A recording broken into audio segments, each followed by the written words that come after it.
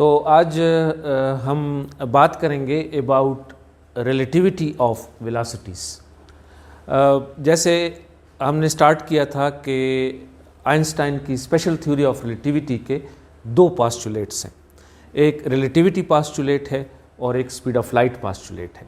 और speed of light postulate में ना सिर्फ वेलोसिटी जो है वो एब्सोल्यूट है, independent of the frame of reference है स्पीड ऑफ लाइट, बल्कि उसकी एक अल्टीमेट वैल्यू भी है, अल्टीमेट स्पीड ऑफ लाइट की वैल्यू है, आपको पता है। और कोई भी मटेरियल ऑब्जेक्ट जो है अदर देन लाइट उस वेलोसिटी से ट्रेवल नहीं कर सकता जो उसकी अल्टीमेट स्पीड है। तो इनके कुछ कॉन्सिक्वेंसेस सामने आए और आज हम एक और इम्पॉर्टेंट कॉन्सिक्वेंस देख रहे हैं कि गैलीलियन रिलेटिविटी में जो वेलोसिटीज़ थी, ऑब्जेक्ट की वेलोसिटी, एक पार्टिकल है वो मूव कर रहा है उसकी वेलोसिटी, और फिर आइंस्टाइन रिलेटिविटी में जो ऑब्जेक्ट की वेलोसिटी है, पार्टिकल की वेलोसिटी है, वो दोनों उनकी जो रिलेटिविटी है वो सेम नहीं है।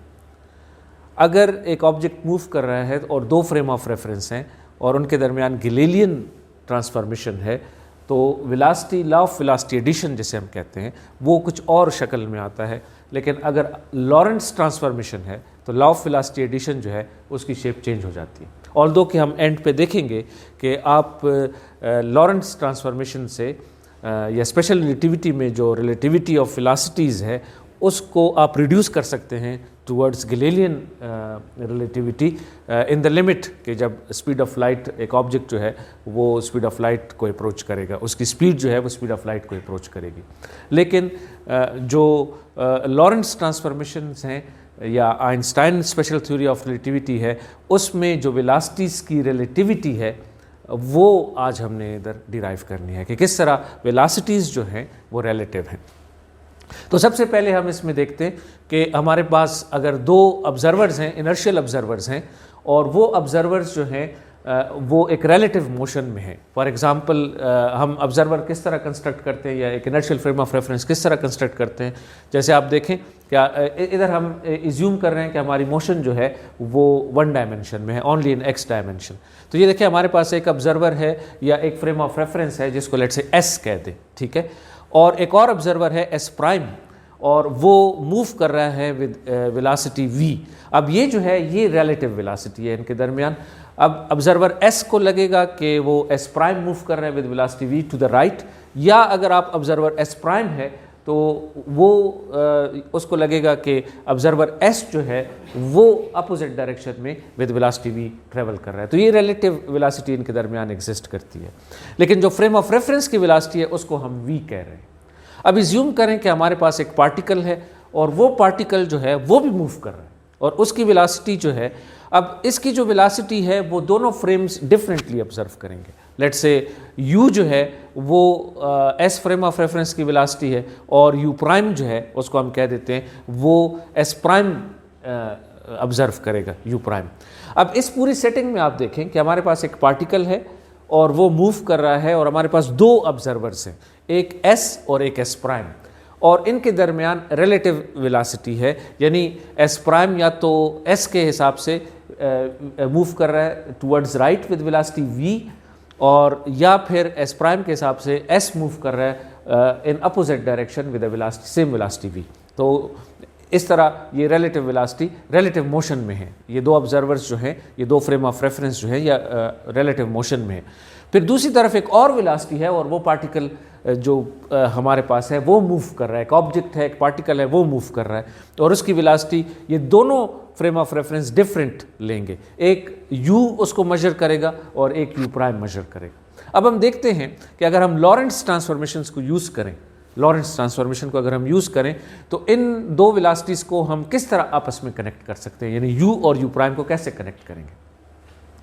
अब आप जानते हैं कि लॉरेंट्ज़ ट्रांसफॉर्मेशन जो है ये आपके पास स्पेस इंटरवल के लिए है इक्वेशन नंबर 1 और टाइम इंटरवल के लिए इक्वेशन नंबर 2। ये लॉरेंट्ज़ ट्रांसफॉर्मेशन है, लेकिन ये इंटरवल्स के लिए है, स्पेस इंटरवल और टाइम इंटरवल। आपको पता है कि ये एब्सोल्यूट नहीं है, ये रिलेटिव हैं। ये हमारे पास स्पेस इंटरवल और time interval connected by the Lorentz transformation, ठीक है। यानी यूँ समझ लें कि आपके पास जो पार्टिकल मूव कर रहा है तो उसने कोई दो इवेंट्स क्रिएट किए हैं, यानी उसने कोई लाइट सिग्नल्स जनरेट किए, एक लाइट सिग्नल और दूसरा लाइट सिग्नल, तो दो इवेंट्स मूव करते हुए उसने जनरेट किए और उन दो इवेंट्स के दरमियान हम स्पेस इंटरवल ले रहे हैं और उनके दरमियान टाइम इंटरवल ले रहे हैं। पार्टिकल ने जब मूव किया पॉइंट 1 पे उसको x1 कह दें, पॉइंट 2 पे उसको x2 कह दें, उसके दरमियान डेल्टा x है, या पॉइंट 1 पे उसका टाइम t1 था और लोकेशन 2 पे उसका टाइम t2 था, तो उसके दरमियान जो इंटरवल है उसको डेल्टा t कह दें। तो हमारे पास स्पेस इंटरवल और टाइम इंटरवल दो इवेंट्स के अंदर मौजूद है और वो दो इवेंट्स पार्टिकल जब मूव कर रहा है तो उसने कुछ लाइट सिग्नल इमिट किए हैं और उसकी वजह से वो दो इवेंट्स क्रिएट हुए। तो ये स्पेस और टाइम इंटरवल्स हमारे पास दोनों की इक्वेशंस थ्रू लॉरेंट्ज ट्रांसफॉर्मेशन हमारे पास मौजूद है। अब हम इसमें थोड़ा सा अलजबरा करते हैं, सिंपल अरिथमेटिक्स अगर आप करें और आप इक्वेशन 1 को इक्वेशन 2 पे डिवाइड कर दें, यानी स्पेस इंटरवल को टाइम इंटरवल पे डिवाइड कर दें, और इसकी वजह यह है कि हम इसे वेलोसिटी बनाना चाहते हैं। आपको पता है कि डिफिनीशन ऑफ वेलोसिटी क्या है, वो delta x by delta t है।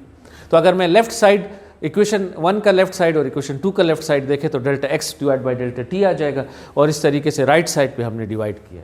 अब इसमें एक छोटी सी रीअरेंजमेंट करते हैं या ट्रिक करते हैं, और वो मैथमेटिकल चीज़ हम ऐसे करते हैं कि राइट साइड जो इक्वेशन है उसको हम डेल्टा t प्राइम पे डिवाइड कर देते हैं, ठीक है।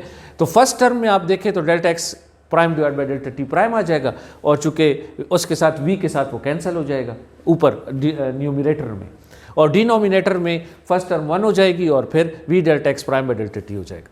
लेकिन अगर अब हम डिफरेंशियल लिमिट लें, यानी limits when delta t tends to 0, तो आपको पता है कि जब आप लिमिट लेते हैं तो ये जो delta x by delta t है ये वेलोसिटी बन जाती है। लेकिन delta x by delta t तो u है, एक्चुअली ये u है, यानी पार्टिकल की वेलोसिटी है, और इस तरीके से delta x prime by delta t prime ये u प्राइम है, यानी u वो वेलोसिटी है जो फ्रेम ऑफ रेफरेंस s ने ऑब्जर्व की है इस पार्टिकल की, और u प्राइम वो वेलोसिटी है जो frame of reference s prime ने ऑब्जर्व की है। और इसमें v जो है v ये फ्रेम ऑफ रेफरेंस की वेलोसिटी है, ठीक है। s के लिए s प्राइम की वेलोसिटी है और s प्राइम के लिए s की वेलोसिटी है, और इनके दरमियान जो रिलेटिव मोशन है वो उससे जो ये मूव कर रहे हैं वो वेलोसिटी v है। अब इस इक्वेशन को आप देखें तो u is equal to u prime plus v 1 plus v u square by c square, ये वेलोसिटीज के दरमियान ट्रांसफॉर्मेशन है, लॉरेंट्ज ट्रांसफॉर्मेशन है। तो अगर मैं इसका नॉन रिलेटिविस्टिक लिमिट लूँ, यानी जब c टेंड्स टू इन्फिनिटी, यानी इसका क्या मतलब है, ये लिमिट को ज़रा समझ लें कि लिमिट हम कैसे लेते हैं। जब आप कहते हैं कि स्पीड ऑफ लाइट इनफाइनाइट है, इसका मतलब है कि जो और ऑब्जेक्ट्स हैं उनकी वेलोसिटी स्पीड ऑफ लाइट से बहुत कम है, ठीक है ना, इसलिए तो इनफाइनाइट है ना। इसका मतलब ये नहीं है कि c एक्चुअली इनफाइनाइट है, लेकिन for those objects which are moving उसके हिसाब से स्पीड ऑफ लाइट बहुत ज़्यादा है। फॉर एग्जांपल डेली लाइफ में आप देखें, अगर एक कार मूव कर रही है विद लेट से 120 किलोमीटर पर आवर, तो उसके लिए स्पीड ऑफ लाइट इनफाइनाइट है। क्यों? कि स्पीड ऑफ लाइट इतनी ज़्यादा है कि उसके मुकाबले में ये स्पीड बहुत कम है। तो एक्चुअली जो हम बात कर रहे हैं कि स्पीड ऑफ लाइट में और पार्टिकल जो हमारा है उसकी जो स्पीड है u में, उसके दरमियान बहुत बड़ा फ़र्क है। तो इसलिए हम अगर इन्फिनिटी पुट करेंगे तो इसका ये मतलब नहीं है कि c इन्फिनिटी है, उसका ये मतलब है कि पार्टिकल की वेलोसिटी बहुत कम है। तो अगर हम ये सब्स्टिट्यूशन कर दें उस इक्वेशन में यहाँ पर, तो आपको पता है कि एनीथिंग डिवाइडेड बाय इन्फिनिटी वो 0 हो जाएगा, और जब वो 0 हो जाएगा तो u प्राइम u के बराबर। तो ये वही law of velocity addition Galilean, इसे हम कहते हैं गैलीलियन वेलोसिटी ट्रांसफॉर्मेशन, उसको रिड्यूस हो गया।